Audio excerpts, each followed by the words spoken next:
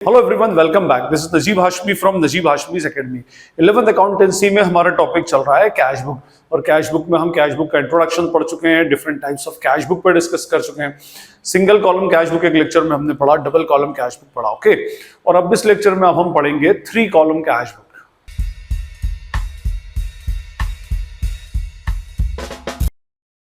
Three column cash book अपने double column cash book का ही extension है। डबल कॉलम कैश बुक के अंदर हमारे कॉलम्स बनते हैं कैश और बैंक के, मींस 2 कॉलम पैरेलल चलाते हैं, कैश का और एक बैंक का। यहां पर एक कॉलम और इंक्रीज हो जाएगा टुवर्ड्स डेबिट और एक कॉलम टुवर्ड्स क्रेडिट इंक्रीज हो जाएगा। डेबिट में डिस्काउंट अलाउड आ जाएगा, क्रेडिट में डिस्काउंट रिसीव आ जाएगा, ओके। एक बात पहले मैं बता दूं कि भाई मैक्सिमम स्कूल्स में आजकल 3 कॉलम कैश बुक को नहीं करवाया जाता, 3 कॉलम कैश बुक को स्किप कर देते हैं। एक्चुअली होता क्या है कि डिस्काउंट अलाउड और डिस्काउंट रिसीव्ड की इतनी ज्यादा एंट्री एक्चुअली होती नहीं है, तो instead of preparing 3 column cash book उसको वो लोग जनरल प्रॉपर में करवा देते हैं, जो अपने आप में ठीक भी है। जनरल प्रॉपर उससे बना लेते हैं, ओके। और कैसे जनरल प्रॉपर बनाते हैं मैं आपको प्रीवियस लेक्चर में बता चुका हूं। स्टिल अगर 3 कॉलम कैश बुक बनाने को आ जाए तो किस तरह से 3 कॉलम कैश बुक बनेगी, और कैश और बैंक के साथ में यहाँ पर डिस्काउंट अलाउड और डिस्काउंट रिसीव के भी कॉलम बनेंगे, ठीक है। तो मैं फॉर्मेट आपको बता देता हूं, फिर उसके बाद में हम एक क्वेश्चन उठा करके इसका एक क्वेश्चन पूरा यहाँ पर न्यूमेरिकल सॉल्व करेंगे। ये हमारा 3 कॉलम कैश बुक का फॉर्मेट है। Left hand side debit, right hand side credit. 1 2 3 4 5 6 7 columns हमारे जो होंगे डेबिट साइड में होंगे, 7 कॉलम्स क्रेडिट साइड में होंगे। आप वाउचर नंबर का चाहे तो बनाए, चाहे तो ना भी बनाए चलेगा उसमें। और ये ज्यादा विड्थ में होती है तो 2 पेजेस यूज कर लें, या इसको हॉरिजॉन्टल कॉपी करके भी बना सकते हैं, okay. First column towards debit is of date, date का जैसे एज यूजुअल कॉलम बनता है। क्रोनोलॉजिकल ऑर्डर में हमारे ट्रांजैक्शंस आते हैं तो हम डेट का कॉलम बनाते हैं। Then second column is of particulars, यहाँ पर्टिकुलर्स लिखेंगे, 2 से स्टार्ट होगा, इधर बाय से स्टार्ट होगा। Voucher number LF ledger folio आपको पता है। कैश और बैंक का कॉलम आपने 2 कॉलम कैश बुक में पढ़ा। यहां पर एक कॉलम और बढ़ गया, किसका? डिस्काउंट अलाउड का टुवर्ड्स डेबिट।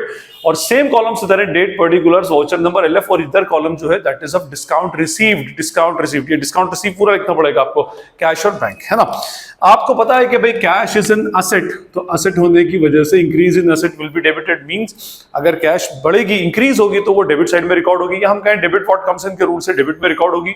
और कैश अगर डिक्रीज होगी तो it will be credited. In the same way bank is also an asset, तो बैंक अगर इंक्रीज होगा तो वो भी डेबिट में रिकॉर्ड होगा, और बैंक अगर डिक्रीज होगा तो वो क्रेडिट में रिकॉर्ड होगा, okay fine. Discount allowed discount receive पर रूल चलता है, ये हमारा एक्सपेंस है, या हम जिसको बोल सकते हैं हमारा लॉस है। तो being a loss it will be debited. Cash हमारे पास आएगा, हम डिस्काउंट अलाउ करेंगे, लॉस होगा तो it will be debited. Discount received is our revenue income, that will be credited, fine. अच्छा, दूसरी बात इसके पीछे रीजन एक और हम ये दे सकते हैं कि डिस्काउंट अलाउड डेबिट क्यों किया, क्योंकि डिस्काउंट नेचुरली यहां पर कौन सा डिस्काउंट रिकॉर्ड होगा? Cash discount. और cash discount goes parallel with cash, जिधर कैश जाएगा उसके अकॉर्डिंगली ही डिस्काउंट जाता है। जैसे कैश रिसीव हुआ तो we will allow the discount, cash receive हुआ तो asset plus asset debit, discount allow किया तो expense will be debited. Cash pay किया तो we are receiving the discount, cash pay किया माइनस असेट क्रेडिट, और डिस्काउंट रिसीव हुआ हमारी इनकम है तो क्रेडिट, ठीक है। तो डिस्काउंट जो होता है वो कैश को ही फॉलो करता है, स्पेशली कैश डिस्काउंट, ओके। अब मेरे पास एक क्वेश्चन है, हम देखते जाएंगे। कैश इंक्रीज होगी तो डेबिट, डिक्रीज होगी तो credit, bank increase debit, bank decrease तो क्रेडिट। इधर डिस्काउंट अलाउड का कॉलम है और इस तरफ क्रेडिट साइड में डिस्काउंट रिसीव का कॉलम है। Prepare a 3 column cash book in the books of mister Raj Saifi. January 1 cash in hand 4740 और कैश एट बैंक 131860। जनवरी 1 में कैश इन हैंड है 4740 का, और कैश एट बैंक के मैंने आपसे कहा था कि कैश बुक जो स्टार्ट होती है 2 ही स्टाइल में स्टार्ट होती है, या तो started business with cash in case अगर कोई आपका बिजनेस न्यू है तो, और बैलेंस ब्रॉट डाउन अगर आपका रनिंग बिजनेस है। तो यहां पर हमें दोनों के बैलेंसेस दे रखे हैं और दोनों के पॉजिटिव बैलेंस है। मैंने आपको लास्ट टाइम ये भी बताया था कि कैश का बैलेंस तो हमेशा पॉजिटिव होगा, बैंक का balance negative, may be it may be negative, okay.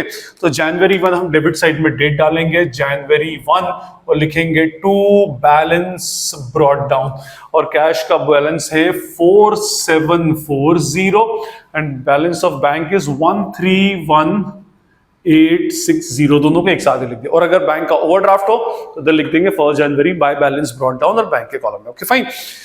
जनवरी 1 को ही नेक्स्ट ट्रांजेक्शन है, received from Faizan 11,800 and allowed him discount ₹200। Faizan नाम का बंदा है, उससे हमें 11,800 रिसीव हुआ और हमने उसको 200 रुपए का डिस्काउंट अलाउ किया। Means we have to receive total 12,000 from that specific party, और 12,000 के अगेंस्ट उसने हमको 11,800 रुपए का पेमेंट किया। तो रिसीविंग हो रही है और डेट है जनवरी 1। तो जनवरी 1 किससे रिसीव हो रहा है? To Faizan.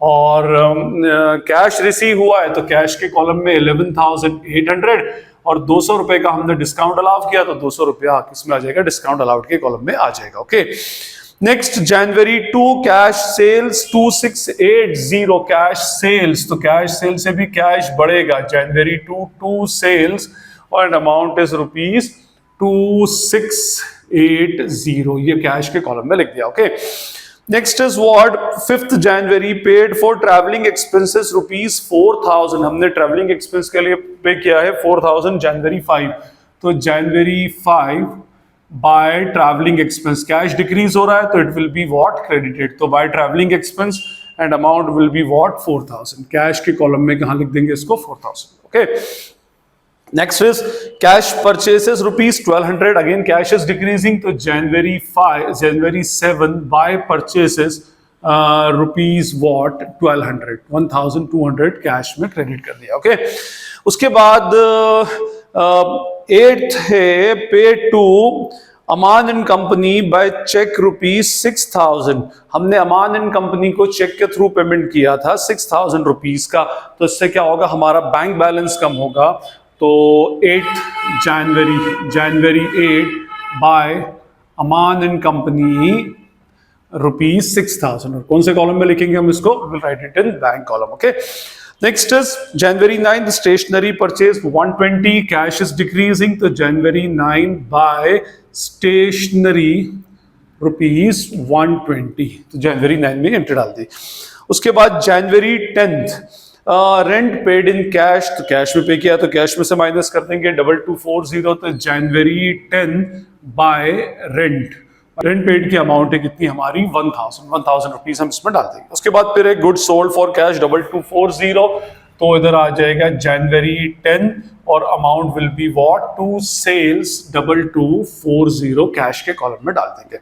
January 12 withdrawn from bank for office use, याद कीजिए आप प्रीवियस वाला वीडियो, उसमें ये कहलाती है हमारी कॉन्ट्रा एंट्री, ऐसी एंट्री जो किसी एक स्पेसिफिक बुक के दोनों साइड में रिकॉर्ड होती है, which is recorded towards both the sides of a specific book, is called as contra. तो ये भी अपने आप में कॉन्ट्रा है, और मैंने कॉन्ट्रा को करने का एक तरीका बताया था कि पहले ये देखें क्या इंक्रीज है क्या डिक्रीज है। इसमें ये बोल रहा है विड्रॉन कैश फ्रॉम बैंक, हम कैश बैंक से कैश मंगवा रहे हैं तो cash is increasing, bank is decreasing, तो कैश इंक्रीज हो रहा है तो कैश इंक्रीज हो रहा है तो कैश के कॉलम में डेबिट कर देंगे, और बैंक डिक्रीज हो रहा है तो बैंक के कॉलम में इधर क्रेडिट कर देंगे। कैश कहां से आने से इंक्रीज हो रहा है, लिखेंगे टू बैंक कॉन्ट्रा, और यहां पे लिखेंगे by cash C for contra, ठीक है। उसके बाद ये हो जाएगा जनवरी 12। मैंने आपको लास्ट टाइम भी बताया था कि जरूरी नहीं है कि दोनों को पैरेलल लाइंस में लिखें, ऊपर नीचे जो अवेलेबल लाइन है उसी के अंदर उसको डाल देंगे। ओके, नेक्स्ट है सेम डेट पे आप bill paid by cheque rupees 3200, ये bill means bill of exchange होता है। हाँ, 3200 का एक बिल ऑफ एक्सचेंज हमने चेक के थ्रू पेमेंट किया है, तो जनवरी 12 सेम डेट पर इसको हम बोलेंगे, जब हम पे कर रहे हैं तो ये कहलाएगा हमारे लिए व्हाट बाय बिल्स पेबल, हम पर लाइबिलिटी थी तो हमने इसको पे किया। ओके, और amount is rupees 3200 paid through cheque, cheque के थ्रू पे हुआ है तो बैंक के कॉलम में डाल देंगे।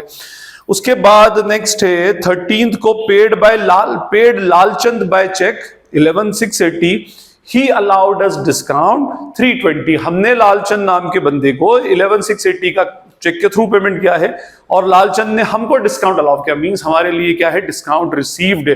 तो जनवरी 13 यहां पर हम लिखेंगे जनवरी 13 बाय लालचंद, ठीक है, by Lalchand account, amount is 11680 in bank column क्योंकि चेक के थ्रू पेमेंट हुआ है, और 320 रुपीज का हमको डिस्काउंट रिसीव हुआ है तो discount receive will be recorded in discount received column. Okay, 14th receive from Akash by cheque and send it to bank rupees 3880, हमें आकाश से चेक रिसीव और सेम डे हमने बैंक में डाल दिया, सेम डे बैंक में डाल देते तो बैंक में एंट्री होती है इसकी 3880, and allowed him discount rupees 120, तो जनवरी 14 एंट्री क्या हो जाएगी टू आकाश, और सेम डे चेक आया बैंक में डाल दिया, अमाउंट है 3880 and we have allowed a discount of rupees 120, fine।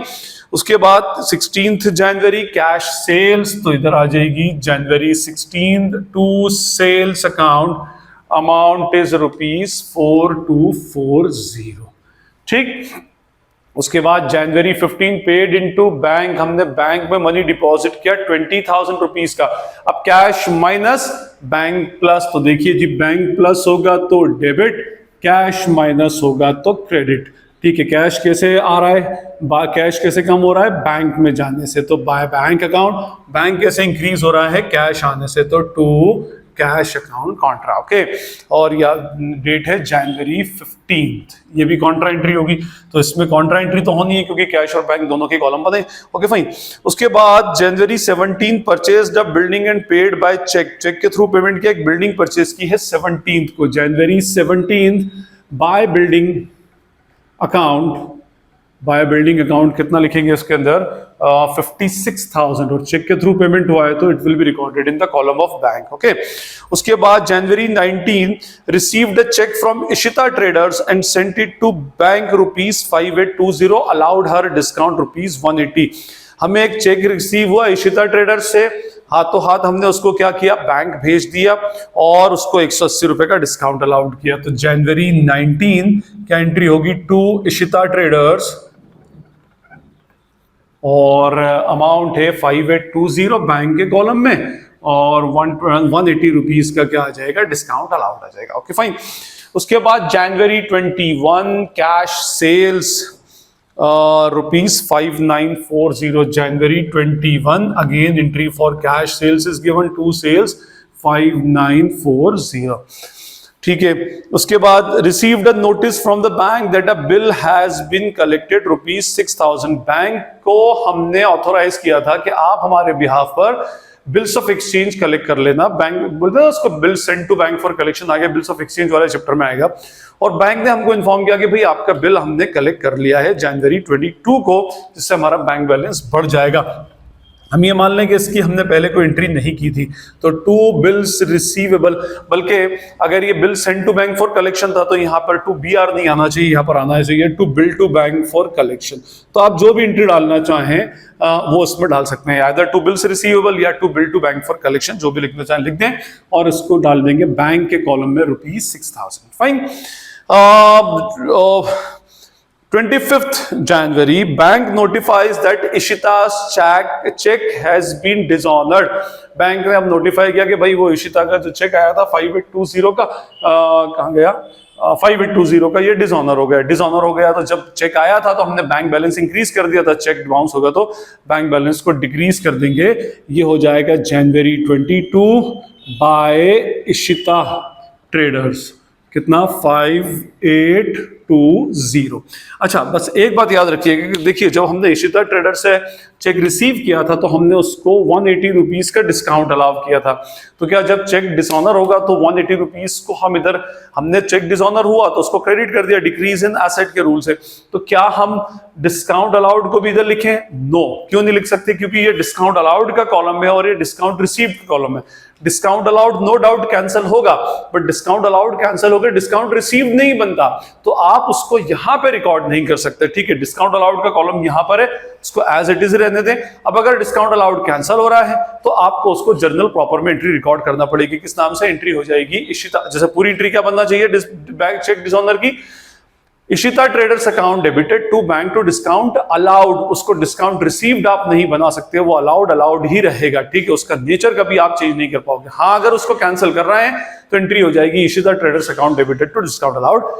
यही एक रीजन है जिस वजह से क्या होता है, लोग 3 कॉलम कैश बुक बनाने से बचते हैं कि भाई आपके डिस्काउंट की इतनी सारी एंट्रीज में 2-4-5 डिस्काउंट की एंट्रीज है तो उसको सीधे हम कहां डालते हैं, जर्नल प्रॉपर में। अदरवाइज ये कैंसिलेशन के केसेस में और दूसरे केसेस में बड़ी प्रॉब्लम क्रिएट करता है। एनीवे, उसके बाद ये बोल रहा है नेक्स्ट ट्रांजेक्शन है paid to Mahesh Traders ₹4800 through cheque and discount received ₹200। ठीक है जी, तो यहां पर हमने जनवरी 25 बाय महेश ट्रेडर्स 2800 हमने पे किया और डिस्काउंट रिसीव किया 200 रुपीज का, कर लिया। उसके बाद जनवरी 31 पेड चैरिटी ₹1440, तो जनवरी 31 को एंट्री हो जाएगी बाय चैरिटी और 1440 इन कैश।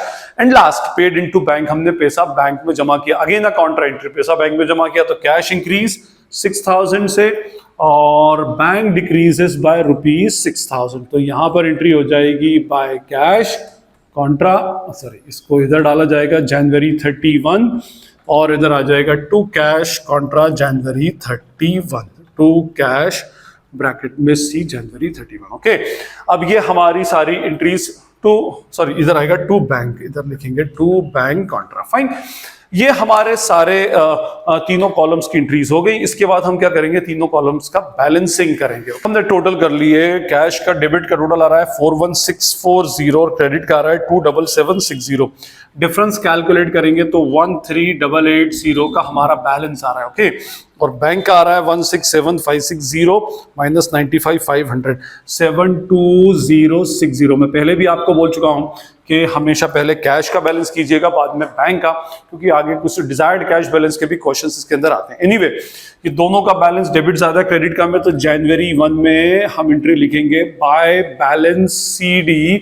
कैश का हो जाएगा 13,880 और बैंक का हो जाएगा 72060। और उसके बाद फाइनली इन तीनों कॉलम्स की टोटल, ये हमारा टोटल लग जाएगा।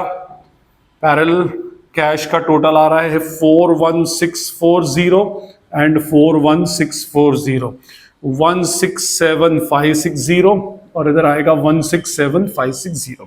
चलिए, ये तो हमारा अपनी जगह पे ठीक है। अब क्वेश्चन ये उठता है कि सर डिस्काउंट अलाउड और डिस्काउंट रिसीव्ड का भी बैलेंस करें। जैसे हमने कैश का डेबिट का टोटल लगाया, क्रेडिट का टोटल लगाया, डिफरेंस को क्रेडिट साइड में रिकॉर्ड कर दिया।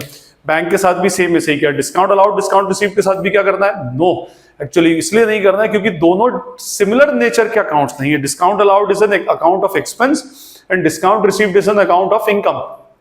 तो इसकी कभी भी बैलेंसिंग ना कर दें। इसका तो सिर्फ जो टोटल आएगा वो टोटल एज इट इज लिखा जाएगा। ये वो 300 प्लस 200 500 इसका टोटल है और इसका हो जाएगा 520 रुपीज इसका टोटल हो जाएगा। That's it. Account discount allowed और डिस्काउंट रिसीव की बैलेंसिंग नहीं होगी, यहीं से डायरेक्टली लेजर पोस्टिंग हो जाएगी। डिस्काउंट रिसीव्ड अकाउंट में क्या एंट्री कर देंगे बाय कैश अकाउंट और इसके अंदर यहाँ sorry by sundries from cash book और उसके बाद यहाँ पर डिस्काउंट अलाउड में इसको डेबिट कर देंगे to sundries from cash book. Anyway, ये January 1 का January 31 का February 1 में टू बैलेंस BD 13,880 एंड 72060, ये हमारी 3 कॉलम कैश बुक कंप्लीट हो गई। ठीक है, फाइन।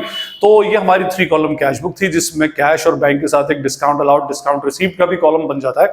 इसमें हमें कॉन्ट्रा एंट्रीज का भी ध्यान रखना है और एक सबसे इंपॉर्टेंट चीज ध्यान रखना है कि लास्ट में कैश और बैंक की बैलेंसिंग तो करनी है, बट डिस्काउंट अलाउड और डिस्काउंट रिसीव्ड की बैलेंसिंग ना करें, उसका टोटल लगाकर छोड़ दें। यहीं से डायरेक्ट लेजर पोस्टिंग होगी। ये डिस्काउंट रिसीव्ड है तो डिस्काउंट रिसीव में लिखेंगे by sundries from 3 column cash book या by sundries from cash book, और डिस्काउंट अलाउड में डेबिट है तो डेबिट में एंट्री हो जाएगी to sundries from cash book. तो आई होप आपको 3 कॉलम कैश बुक का कंसेप्ट क्लियर हो गया होगा। स्टिल अगर कोई क्वेरी या डाउट लगती है तो आप कमेंट सेक्शन में पूछ लीजिएगा। Najeeb Hashmi signing off from Najeeb Hashmi's academy. Thank you.